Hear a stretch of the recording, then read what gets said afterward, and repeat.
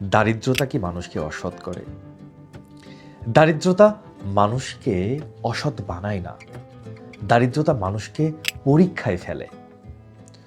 যখন পেটে খাবার থাকে না, স্বপ্নগুলো ক্ষুধায় কাঁদে, তখন কিছু মানুষ তার সততা বিক্রি করে, আর কিছু মানুষ নিজেকে শক্ত করে তোলে। দারিদ্রতা চাপ দেয়, কিন্তু চরিত্র লিখে দেয় না। অসততা আসে সিদ্ধান্ত থেকে।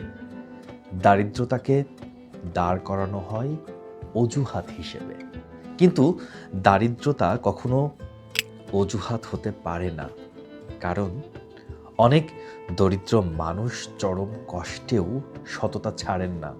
আবার অনেক সচ্ছল মানুষও ভয়ঙ্কর রকমের অসৎ। দারিদ্রতা চাপ তৈরি করে, চরিত্র তৈরি করে না।